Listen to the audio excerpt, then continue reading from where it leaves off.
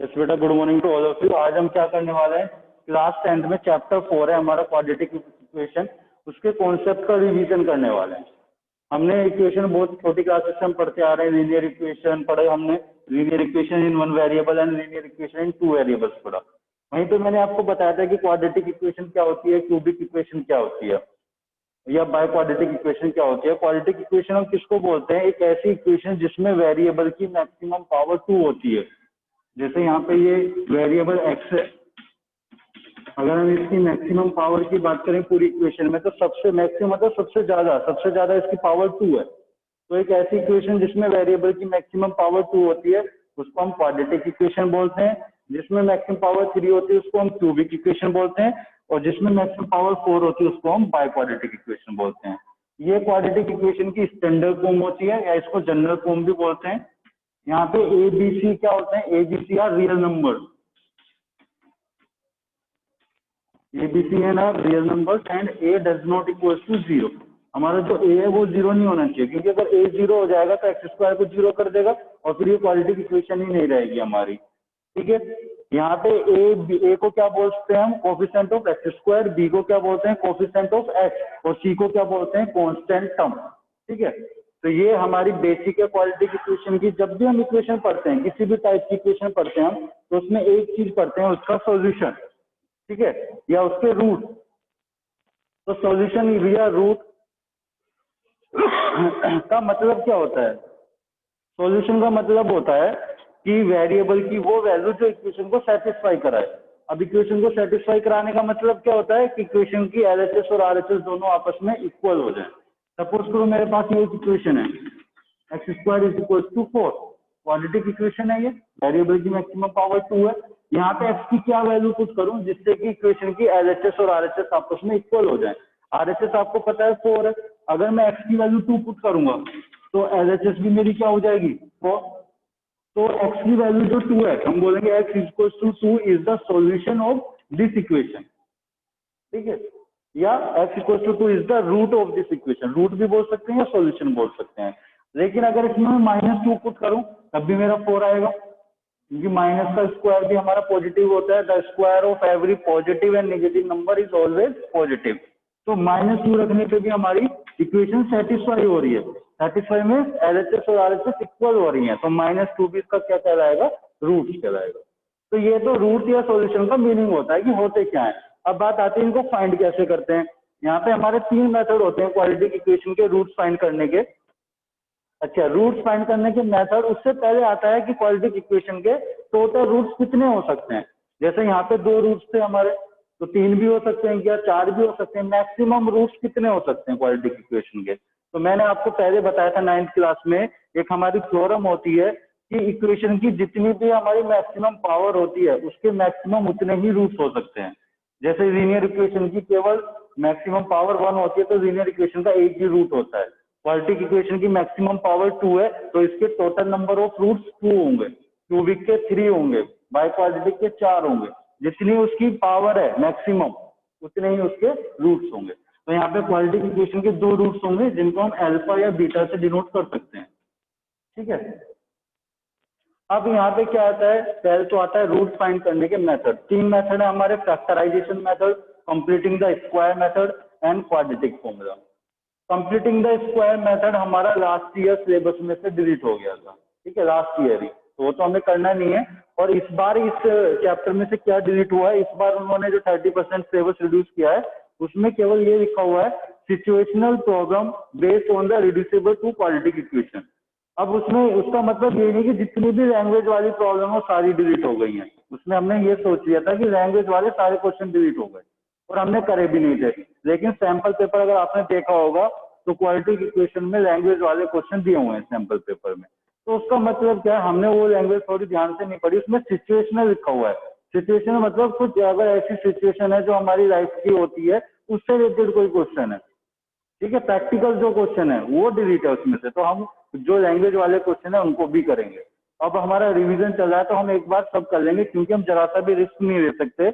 अभी हमारे पास बहुत टाइम है, हमारा सिलेबस भी बहुत बिल्कुल टाइमली चल रहा है, टाइमली हुआ है। तो ऐसा नहीं कि हम इस चीज को छोड़ दें और वो बोर्ड एग्जाम में मिल जाए, उस वक्त आप कुछ नहीं कर सकते कि अपने टीचर को ही वो दोस्त हो गए कि सर आपने ही हमें नहीं कराया ये क्वेश्चन, तो अब इसको कैसे करें। तो अभी हम उनको इस बार लैंग्वेज वाले सारे क्वेश्चन करेंगे, ठीक है। तो पहले मैं इसको आपको मेथड बताता हूँ, फैक्टराइजेशन मेथड। फैक्टराइजेशन मेथड से हम क्वालिटी की इक्वेशन के रूट्स कैसे फाइंड करते हैं, ये सब हमने सीखा हुआ है। वैसे 9th क्लास में हमने क्वालिटी पॉलिनोमियल के फैक्टर किए थे, बिल्कुल उसी तरीके से होते हैं। एक इसके स्टेप होते हैं, बस आपको स्टेप ध्यान रखना है, ठीक है। जैसे सपोज करो ये क्वाड्रेटिक इक्वेशन है x² - 3x - 10 = 0। हमें इसके रूट्स फाइंड करने हैं बाय फैक्टराइजेशन मेथड। अगर देखो क्वेश्चन ऐसे आएगा कि find the roots of this equation, उसने कोई मेथड नहीं दिया तो हम किसी भी मेथड से निकाल सकते हैं, हमारी चॉइस है। लेकिन अगर क्वेश्चन में ऐसे आ जाता है कि find the roots of this quadratic equation by factorisation method, तब हमें फैक्टराइजेशन मेथड से ही करने हैं, तभी हमें नंबर मिलेंगे। चाहे आप किसी और मेथड से सही रूट्स फाइंड कर लो, नंबर नहीं मिलेगा, ठीक है। अगर क्वेश्चन ने जिस मेथड की डिमांड करी है, हमें उसी मेथड से करना होगा। अगर उसने कोई नहीं बोला, तब हमारी चॉइस हम तीनों में से किसी से भी कर सकते हैं, ठीक है। तो देखो इसमें क्या करते हैं फैक्टराइजेशन में, सबसे पहले आपको क्या करना है, कोफिशिएंट ऑफ x²। यहाँ पे कोफिशिएंट ऑफ x² क्या है हमारा 1। अब आप बोलोगे कुछ नहीं है तो 1 कर सकते हैं ना इनटू में, कोई फर्क नहीं पड़ेगा। और कांस्टेंट टर्म क्या आपकी 10। आप बोलोगे कांस्टेंट टर्म तो सर -10 है, तो हमें उसका साइन नहीं देना, मतलब निगेटिव साइन नहीं लेना, पॉजिटिव ही लेनी है, दोनों की मल्टीप्लाई कर लेनी है। और ये ध्यान रखना है कोफिशिएंट ऑफ x² को भी हमें पॉजिटिव ही लेना है। सपोज करो अगर यहाँ -2 होता तो केवल 2 ही लेते, मतलब दोनों को पॉजिटिव लेना है। Coefficient of x² and constant term दोनों को पॉजिटिव लेके उनका प्रोडक्ट करना है, उनकी मल्टीप्लाई करनी है। मल्टीप्लाई करके जो रिजल्ट आएगा उसको दो ऐसे नंबरों में तोड़ना है, ब्रेक करना है, जिनका प्रोडक्ट तो यही होना चाहिए, यानी कि 10।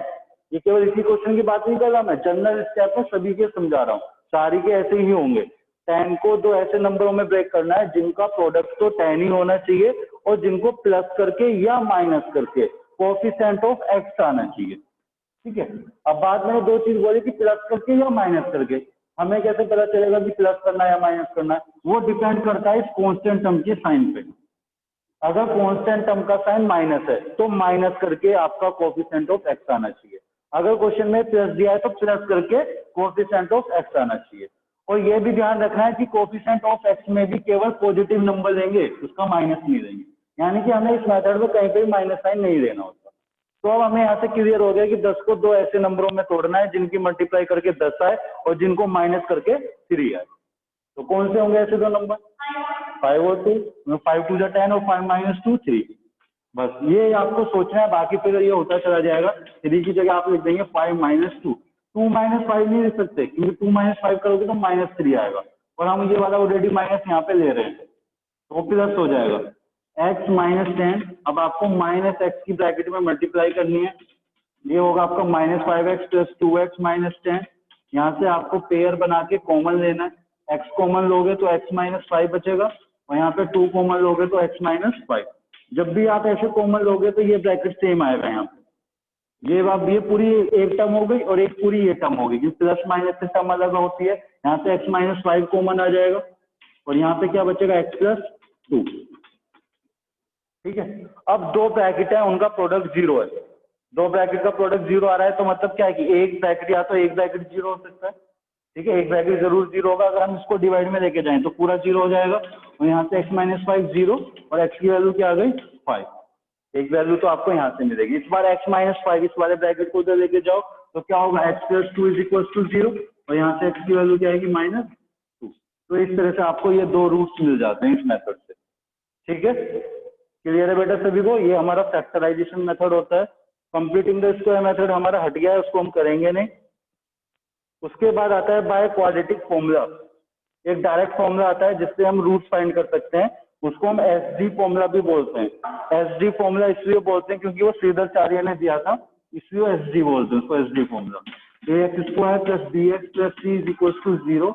फॉर्मूला होता है x = -b ± √b² - 4ac upon 2a, ठीक है। x = -b ± ये 2a पूरा अपॉन में plus minus √b² - 4ac, under पूरे के अंदर है, b² - 4ac अपॉन 2a। अब इसमें b क्या है, b होता है कोफिशिएंट ऑफ x, ए क्या होता है, कोफिशिएंट ऑफ एक्स स्क्वायर, और सी क्या होता है, कांस्टेंट टर्म। जैसे हमें यही वाली अभी हमने निकाला था X square minus 3x minus 10 is equal to 0। इसके रूट्स निकालने हैं क्वाड्रेटिक फॉर्मूला से। तो सबसे पहले ए बी सी की वैल्यू यहाँ से आप लिख लो। ए की वैल्यू 1, बी की वैल्यू क्या है -3 और सी की वैल्यू क्या है -10। यहाँ पे निगेटिव साइन लेंगे, यहाँ पे जो एक्चुअल वैल्यू वो लेनी है। अब इन वैल्यूज को इस फॉर्मूले में पुट कर दो तो क्या होगा, X equals to minus B, B कितना मेरा -3 और ये ऑलरेडी फॉर्मूले में माइनस होता है तो प्लस हो जाएगा, ये प्लस माइनस यहाँ पे -3 का स्क्वायर करेंगे 9 माइनस 4 ए तो 1 है हमारा, और सी कितना है -10 तो कितना हो जाएगा 40, तो 4 10 जा 40 प्लस हो जाएगा अपॉन 2x, ए की वैल्यू क्या है 1, तो ये 40 प्लस 9 49 हो गया। 49 का स्क्वायर रूट क्या होता है, 49 का स्क्वायर रूट 7, अरे 49 का स्क्वायर रूट 7 होता है, 7 स्क्वायर 49 अपॉन 2। अब हमें दो रूट कैसे मिलेंगे, यहाँ पे जो ये प्लस माइनस है इससे हमें दो रूट मिलेंगे, एक बार प्लस लेके ट्रीट करेंगे और एक बार माइनस लेके करेंगे। अगर प्लस लेके करेंगे तो 7 प्लस 3 10 और 10 डिवाइडेड बाई 2 क्या हो गया 5, ये रूट आ गया। माइनस करेंगे 3 माइनस 7 क्या होगा -4, और 3 माइनस 7 करेंगे -4 को 2 से डिवाइड करेंगे तो -2। तो यही रूट्स आए थे हमारे 5 एंड -2। तो किसी भी मेथड से सॉल्व करें रूट सेम आएंगे, सेम क्वाड्रेटिक इक्वेशन के। ठीक है, दोनों मेथड समझ में आए, इस तरह से इनके रूट्स फाइंड कर सकते हैं हम, फॉर्मूले से भी और फैक्टराइजेशन मेथड से भी। चलो, कंप्लीटिंग द स्क्वायर मेथड को भी आप देख लो, वैसे है नहीं हमारे में लेकिन सीख लेना चाहिए, जहाँ अंत में इसकी जरूरत पड़ सकती है आपको।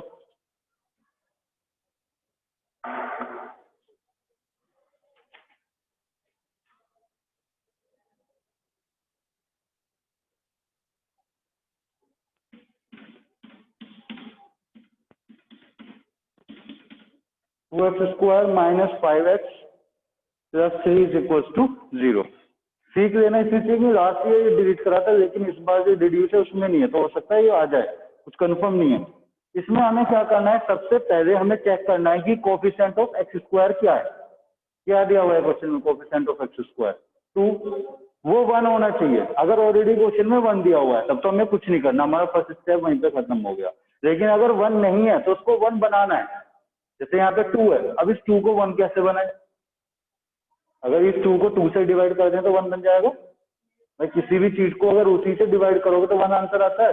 अब ऐसे तो है नहीं कि हम यहीं पे केवल 2 से डिवाइड कर देंगे, इक्वेशन हमारी चेंज हो जाएगी। तो हमें दोनों तरफ डिवाइड करना होगा, इक्वेशन को बैलेंस रखना होगा। इधर 2 से करेंगे तो 0 ही आएगा, और जब इधर 2 से डिवाइड होगा तो ईच टर्म में डिवाइड होगा, यानी कि केवल इस वाली में ही होगा, पूरी एलएचएस में डिवाइड होगा। तो यहाँ पे डिवाइड करेंगे, यहाँ पे एक्स स्क्वायर होगा, यहाँ पे 5/2x plus 3/2 is equal to 0। ठीक है, तो फर्स्ट स्टेप क्या होता है, हमें कोफिशिएंट ऑफ एक्स स्क्वायर को चेक करना है। अगर वो 1 है तो हमारा स्टेप वहीं पे खत्म। जैसे अब ये 1 हो गया, अगर 1 नहीं है तो जो भी है उससे दोनों तरफ डिवाइड करना है।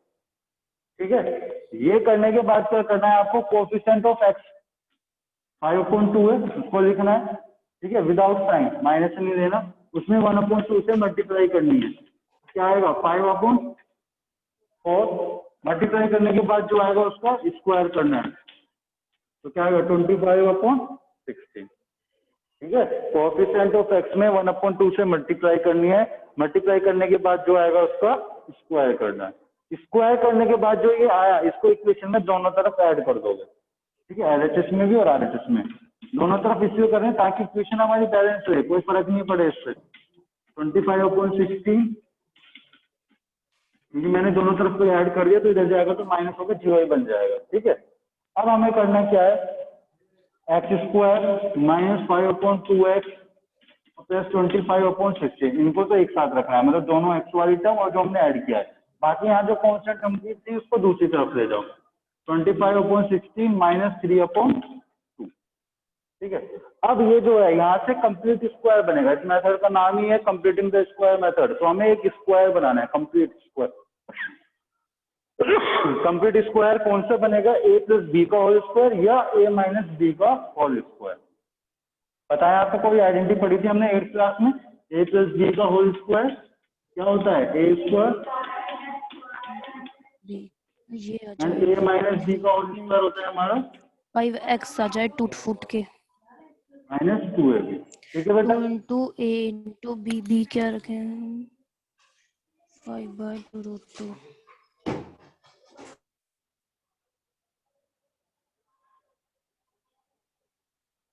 ठीक, तो ये जो दोनों आइडेंटिटी होती है, इन दोनों में 3 टर्म होती हैं। दोनों का फर्क किससे फर्क पड़ता है? जो ये 2ab वाली टर्म है, अगर प्लस है तो 2ab वाली पॉजिटिव रहती है, माइनस है तो 2ab वाली माइनस रहती है। यहाँ पे आप हमेशा ये ध्यान रखना कि जो x वाली टर्म है ये 2ab टर्म है, x वाली, तो यहाँ पे x वाली का साइन क्या है? माइनस, तो हमारा फॉर्मूला बनेगा a माइनस बी का होल स्क्वायर। ये हमें कंफर्म हो गया। अब बात है कि a क्या है? a आपका ये होगा x का स्क्वायर, तो x का स्क्वायर आ रहा है, तो x का स्क्वायर किसका होता है? x का स्क्वायर ही होता है। अगर मैं x का स्क्वायर करूंगा तभी तो x स्क्वायर आएगा, तो ये हमारा स्क्वायर आया 25/60, तो ये किसका स्क्वायर होगा? 5/4 का, तो ये हमारा b होगा। अब आप इसको ओपन करके देखो, यही आएगा। a माइनस बी का होल स्क्वायर करो, a का स्क्वायर एक्स स्क्वायर, ये आ गया, प्लस बी स्क्वायर, ये आ गया, -2ab, तो 2a ये रहा और b ये रहा एक्स हमारा, और 2 से 4 को डिवाइड करोगे तो क्या हो जाएगा? 2, तो क्या आ जाएगा? -5/2x। तो ये तीनों टर्म में आएंगी इसको एक्सपेंड करने पर। इसकी जगह ये लिख सकता हूँ मैं, यहाँ पे इसको माइनस कर लोगे तो क्या आएगा? 16 एलसीएम, डायरेक्ट कर रहा हूँ मैं थोड़ा सा, 2 से डिवाइड करेंगे, 8 8 3 जा 24, और 25 माइनस 24 1, और 1/16, ठीक है, 1/16 बचेगा। माइनस तो कर सकते हो ना, ये तो 10th क्लास के बच्चे के लिए बहुत छोटी सी चीज है। स्क्वायर को दूसरी तरफ लेके जाओगे तो स्क्वायर रूट होगा, और 1/16 का स्क्वायर रूट क्या होगा? 1/4, और स्क्वायर रूट हमेशा प्लस माइनस में आता है, ठीक है। स्क्वायर रूट हमेशा क्यों आता है स्क्वायर रूट प्लस माइनस में? देखो, जैसे 4 का स्क्वायर रूट है 2, तो 4 का स्क्वायर रूट प्लस माइनस 2 लिखते हैं हम, यानी कि 4 का स्क्वायर रूट 2 भी है और -2 भी है, क्योंकि 2 का स्क्वायर करके 4 आता है, -2 का भी स्क्वायर करके 4 आता है। तो आप इसको एक बार प्लस लेके सोल्व करो, 1/4, 5/4 इधर आएगा, प्लस का ही होगा। एक बार प्लस लेके करा तो 5 + 1 6, 6/4 का मतलब 3/2, एक एक्स की वैल्यू आ गई। एक बार माइनस लेके सोल्व करो इसको, तो यहाँ पे माइनस करेंगे, 5 - 1 4, 4/4 यानी कि 1, तो 2 वैल्यूज हमें मिल जाएंगे इस तरह से।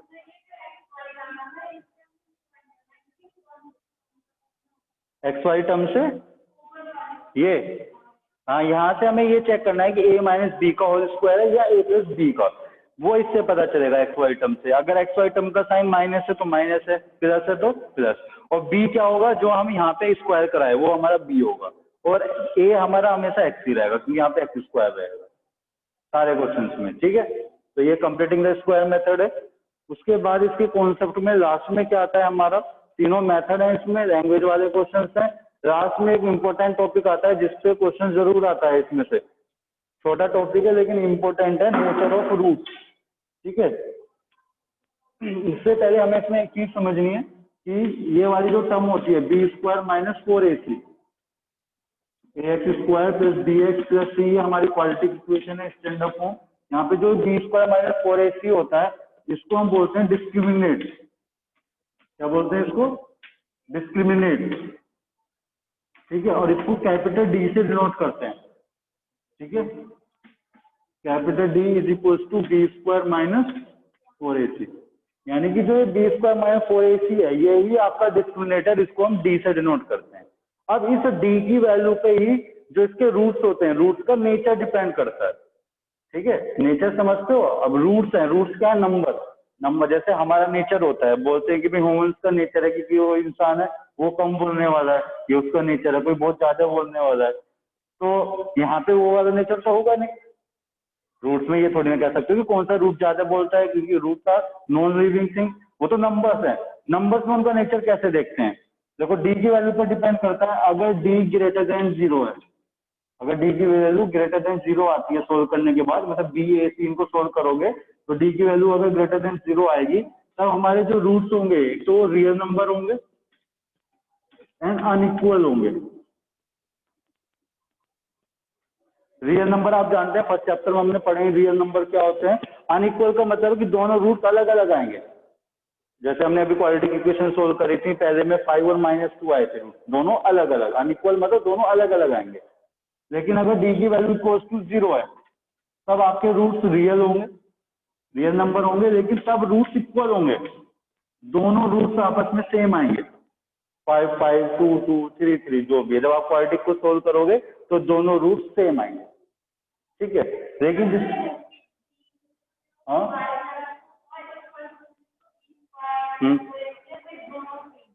नहीं, डी की आप वैल्यू फाइंड करोगे, आपको क्वाड्रेटिक इक्वेशन दी होगी, वहां से आप बी निकाल लोगे। बी क्या है? Coefficient of x. सी क्या है? Constant term. ए क्या है? Coefficient of X square. उन वैल्यूज को यहाँ पे पुट करोगे, पुट करके सोल्व करोगे, तो सोल्व करोगे एक वैल्यू आएगी ना, वो डी की वैल्यू होगी। वो वैल्यू हमें देखनी है कि अगर वो वैल्यू ग्रेटर देन जीरो आ रही है। ग्रेटर देन जीरो का मतलब क्या है कि पॉजिटिव नंबर, जीरो से बड़े कौन से नंबर होते हैं? Positive number. अगर वो पॉजिटिव आया तो मतलब वो जीरो से बड़ा है। अगर वो पॉजिटिव आया तो रूट्स हमारे रियल नंबर होंगे और अनइक्वल होंगे।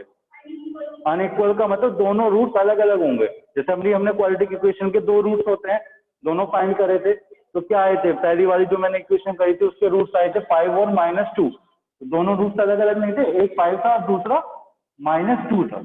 ये अनइक्वल का मतलब दोनों डिस्टिंक्ट होंगे, अलग अलग होंगे। प्लस माइनस कैसे? नहीं नहीं, प्लस करते थे माइनस करते थे, वो तो रूट्स निकालने का तरीका था, दो अलग अलग रूट्स निकलते थे उस तरीके से। वहां हम रूट्स कैसे निकलेंगे इसकी बात नहीं कर रहे, रूट्स के नेचर की बात कर रहे हैं कि रूट्स का नेचर कैसे डिफाइन किया हमने कि अगर डी की वैल्यू ग्रेटर देन जीरो आई तो रूट्स एक तो रियल नंबर होंगे वो, और दूसरा दोनों रूट्स अलग अलग होंगे, उनकी वैल्यू अलग अलग आएगी। कुछ आप क्वाड्रेटिक इक्वेशन सोल्व करोगे तो उनमें दोनों जो रूट्स आते हैं ना वो सेम भी आते हैं। सपोज करो आपकी इस तरह से फैक्टराइजेशन मेथड से कर रहे हो तो दोनों ब्रैकेट ऐसे यहाँ पे सेम बन जाते हैं।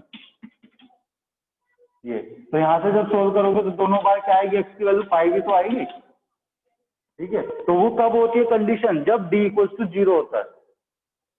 ये रूट इक्वल दोनों सेम कब आते हैं? जब ये वाली वैल्यू जीरो होती है, इसकी वैल्यू जीरो होती है, बी स्क्वायर माइनस 4ac की।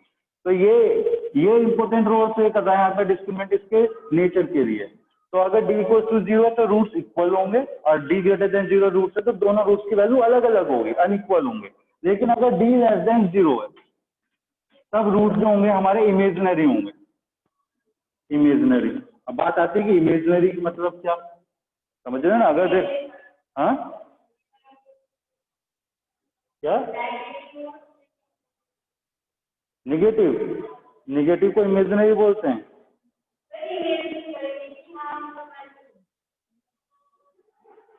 वो तो हम किसी में भी इमेजिन कर सकते हैं, ये रूट्स का नेचर है, ठीक है। कि हमने बोल दिया कि जो अगर डी लेस देन जीरो तो जो रूट्स है ना वो इमेजिनरी होंगे। इमेजिनरी का मतलब क्या है? आप वैसे सोचो ना, इमेजिनरी मतलब इमेजिन करना, इमेजिन करने का मतलब होता है कि मतलब वो चीज होती है हम इमेजिन कर लेते हैं, सोच लेते हैं, ठीक है। जैसे मैं कहूँ कि हाँ स्पेस में लाइन ड्रॉ करो, तो तुम कर सकते हो ऐसे लाइन खाली जगह में स्पेस में? कर सकते हो? करना है हवा में लाइन ड्रॉ करके दिखाओ। तो मैं स्पेस में कह रहा हूँ ना, स्पेस का मतलब क्या होता है? हवा ही तो होती है, खाली जगह, टेबल पे नहीं, इसमें मैंने बोला स्पेस में नहीं कर सकते। तो ये हमने इमेजिन कर दिया कि सपोज करो यहाँ पे एक लाइन है, सब बोल देते हैं तो लाइन है नहीं, हो भी नहीं सकती, लेकिन मान लेते हैं। तो इमेजिनरी का मतलब होता है कि रूट्स पॉसिबल नहीं होंगे, ठीक है, रूट्स पॉसिबल नहीं होंगे। अब ये भी यहाँ पे इंटरेस्टिंग चीज आ रही है ना, ये तो चलो एक तो समझाने वाला हो जाए कि ऐसे ऐसे नेचर होता है, लेकिन इसमें देखो दो पॉइंट समझने हैं। ये वाली कंडीशन तो समझ में आती है कि रूट्स रियल होंगे और इक्वल होंगे, हमने करके देखा है। एक क्वेश्चन तो यहाँ पे आता है कि अगर रूट्स इक्वल होंगे, दोनों रूट्स एक सेम आ गए 5 5, तो एक ही तो रूट हुआ, दो रूट कहाँ हुए? तो एक्स की वैल्यू 5 आई तो एक ही रूट हुआ, और क्वाड्रेटिक के दो रूट्स आते हैं। एक तो ये चीज है यहाँ पे, और एक ये आता है कि इमेजिनरी का मतलब क्या, इमेजिनरी कैसे, ठीक है। देखो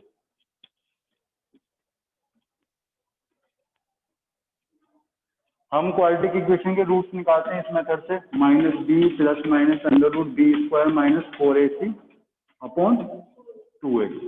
या इस फॉर्मूले को मैं लिख सकता हूँ minus b plus minus d upon 2a।